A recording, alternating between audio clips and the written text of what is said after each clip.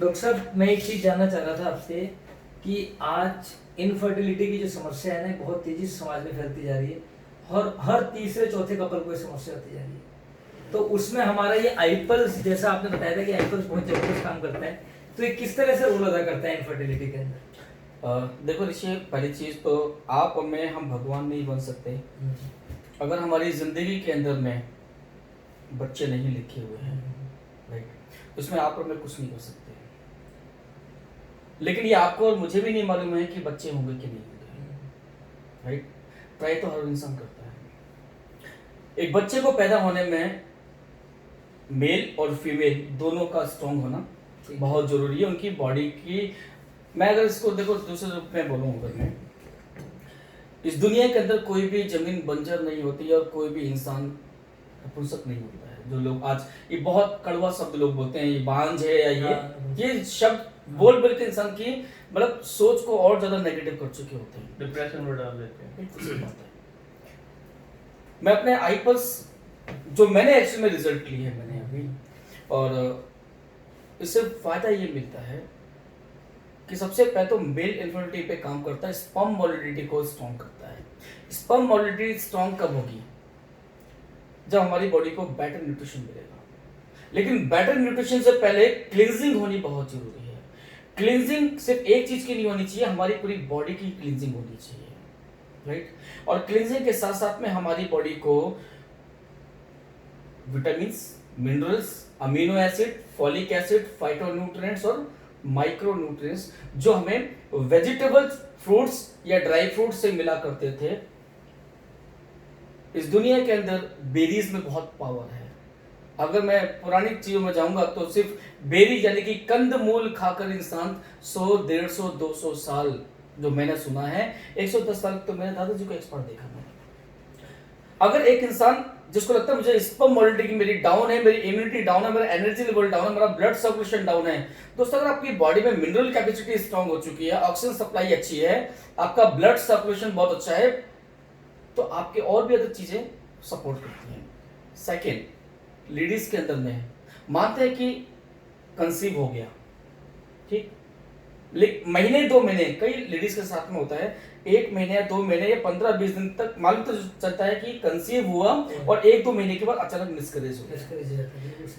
दूसरी चीज, test tube के लिए आईवीएफ में जाते हैं, अच्छे सेंटर हैं जो बहुत कोशिश करते हैं, कई लोगों को सफलता भी मिली इन चीजों में। लेकिन बहुत से लोग, मैं कहता हूँ मोर देन 70 to 80% लोग ट्राई तो करते हैं, कंसीव भी होता है, वो भी मिसकैरेज होता है। इसका मतलब उस लेडीज के अंदर में अंडे बनने की प्रक्रिया कमजोर या कम है। अच्छा। दूसरी चीज, अंडे बन भी रहे हैं, कंसीव भी हो गया, लेकिन एक सबसे बड़ी प्रॉब्लम जो सिर्फ लेडीज जानती है, वो डिस्क्लोज नहीं कर पाती है और किसी भी रिपोर्ट में निकल के नहीं आता है, वह है उनका व्हाइट डिस्चार्ज की प्रॉब्लम, सफेद पानी की दिक्कत। अच्छा। वो किसी तेजाब से कम नहीं होता है। अच्छा। अब ओमेगा की कमी की वजह से या तो अंडे नहीं बन रहे, अगर अंडे बन चुके हैं, कंसीव भी हो गया, लेकिन जो उनका मंथली प्रोसेस है वो डिस्टर्ब होता है। जो व्हाइट डिस्चार्ज, जो सफेद पानी की दिक्कत है, जैसे ही उसके ऊपर आता है उस अंडे को खराब करके खत्म कर देता है।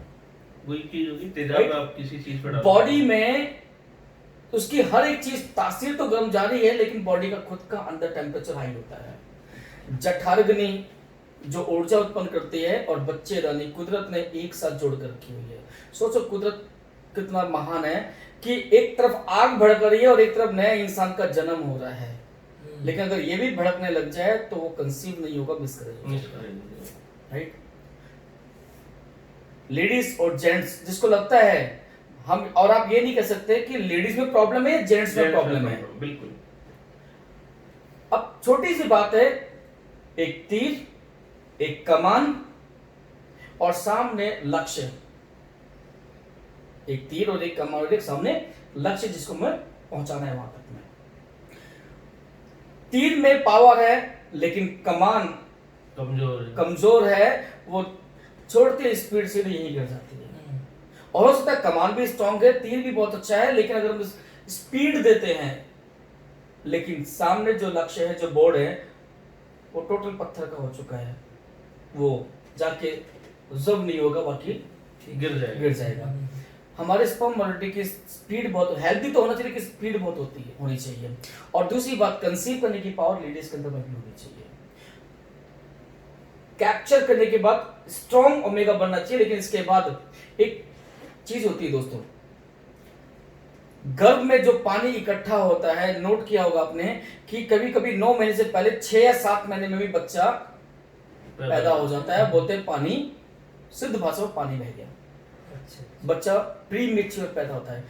उस पानी का स्ट्रॉन्ग होना बहुत जरूरी होता है। दूसरा, हमारी हड्डियां माँ की हड्डियों से बनती है।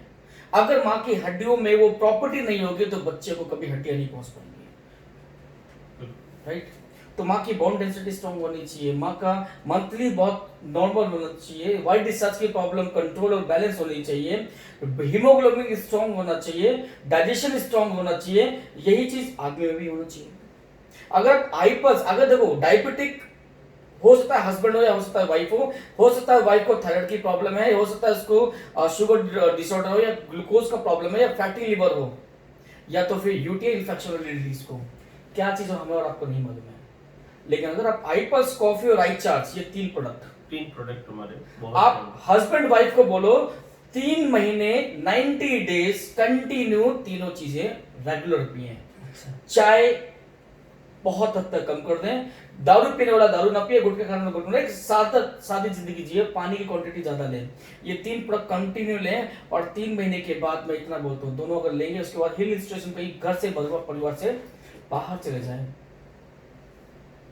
100% तो नहीं बोल सकता, लेकिन एज पर आयुर्वेद 85% चांसेस हैं कंसीव होने का और हुए भी, बिल्कुल, राइट। नहीं, मैं भी देख चुका हूँ कहीं, वो बहुत जबरदस्त रिजल्ट है इसके। आपके चंडीगढ़ के एक शख्स जो कई सालों से पता नहीं कहाँ गए, सिर्फ आईपल्स, कॉफी और आई चार्ज की वजह से उनको कंसीव भी होगा और बच्चे 3 महीने रिजल्ट आ गया। 3 महीने में रिजल्ट आ चुका था। 90 डेज देना है दोस्तों। और उनको भी यही अपन ने दिया था एक बार, यहीं पर ही, जो 5 साल से जयपुर आए थे ट्रीटमेंट के लिए। यस, चंडीगढ़ पंजाब से जो आए करते थे, मनु की बात कर रहा हूँ। बहुत अच्छा फायदा हुआ उनको तो। दोस्तों ये सोच के मत लेना कि 100% होंगे, मैं ये कहूंगा ये सोच के करना 100% पॉजिटिव रिजल्ट देने के पूरे चांसेस हैं, संभावनाएं ज्यादा है इसके अंदर। और उससे भी आपकी इस प्रॉब्लम को दूर नहीं करता, बाकी अदर डिसऑर्डर डिसीज को भी कंट्रोल बैलेंस करना शुरू कर देता है, राइट। बाकी इन्फॉर्मेशन आपको ऋषि जी जरूर दे देंगे। नहीं सर, आपने बता दिया बहुत कुछ, और ये बताना बहुत जरूरी था हमारी टीम को। कई लोगों को ये समस्या बहुत तेजी से बढ़ती जा रही है सर, बहुत जबरदस्त। और जैसा आपने बताया, नहीं पता ही नहीं लगता कि प्रॉब्लम किसमें है। समस्या और हमारा आई पल्स, आई कॉफी, आई चाय दोनों की समस्या को ठीक कर देता है। सबसे पहले कि जिसकी बॉडी में जो डिसऑर्डर चल रहा है उसको ऑर्डर में लिया। देखो, अगर आप किसी को पास जाओगे, लेडीज से बात करोगे तो उसको 2 बातें मालूम है कि मेरी बच्चेदानी में सिस्ट है, या मेरी बच्चेदानी में ये प्रॉब्लम है, या मेरा मेनोपॉज आ चुका है, या मेरे को ये प्रॉब्लम है। जेंट्स के पास जाएंगे तो जेंट्स को एक ही बात बोलते हैं, स्पर्म मोटिलिटी डाउन है। हाँ, बस ये बोल के खत्म कर देते हैं, लेकिन प्रॉब्लम तो कुछ और होती है। प्रॉब्लम के पीछे मत जाओ, सॉल्यूशन के पीछे आओ। सॉल्यूशन के पीछे आओ। जहाँ इतने बर्बाद किए, 90 डेज पिला के देख लो, अपने आप आपको फीलिंग पता चल आई पल्स कितना देना सर, जेंट्स और लेडीज? 30 और 30। मैं कहता हूँ 30 दिन में 3 बार, या 30 दिन में 2 बार, दोनों को। आई चार्ज? आई चार्ज कम से कम दिन में 1 बार जरूर ले, एक कैन डेली ले। कॉफी? आई कॉफी ये अगर किस टाइम डायबिटिक देना है, चाहिए? आई चार्ज किस टाइम देना चाहिए? आई चार्ज देखो कोशिश किया जाए कि शाम को ले लिया जाए, खाने के बाद? खाने के बाद, रात को नहीं, 9, 10, 11 बजे अच्छा। नहीं, अच्छा, 7 या 8 बजे तक आई चार्ज जरूर ले लें, ठीक है। राइट। और जो आई कॉफी अगर डायबिटिक नहीं है तो मैं कहता हूँ आपके लिए सफिशिएंट है। 1 पाउच, आधा पाउच, जो भी आपको बेटर लगता है, आप कभी भी ले, कभी भी पी लें, ठीक है। सुबह शाम जरूर ले लें। पानी की क्वांटिटी जरूर ज्यादा रखें, और इससे ज्यादा कोई परहेज नहीं है। बस ड्रिंक ना करें, स्मोक ना करें, गुटखा, तंबाकू या फालतू की चीजें, मैदा या मोमो, इस तरह की चीजों को कुछ दिनों के लिए अवॉइड कर दें। फंक्शनल काम करने दें, क्योंकि इसको हम बोलते हैं FHB। यानी डॉक्टर साहब, ये मैंने सुना कि ये जैसा आपने पहले बताया था कि अगर कोई डॉक्टरी ट्रीटमेंट ले रहा है तो वो भी लेता रहे, उसके साथ में ही ले, जरूरी है। देखो, डॉक्टर और मेडिसिन हमारे लिए एक इंजीनियर और एक मटेरियल की तरह होते हैं जो बांध बनाने में यूज होता है। इंजीनियर यानी कि डॉक्टर डायग्नोज अच्छा कर सकता है, और जो मेडिसिन होती है उसकी जो अचानक ब्रेक हो चुकी है उसको कंट्रोल करने की जरूरत पड़ती है। ये तो खुराक है दोस्तों, कहते हैं ना कि रोटी, कपड़ा और मकान।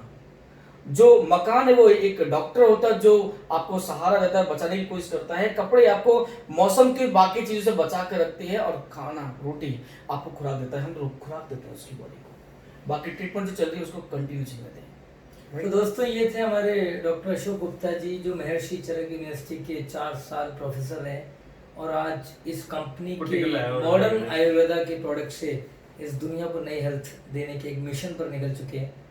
तो स्वागत है आपका, आईपल्स पीजिए और अपनी सेहत को सुधार लीजिए। Thank you Thank you. So much Thank दोस्तों, थैंक यू। Thank you.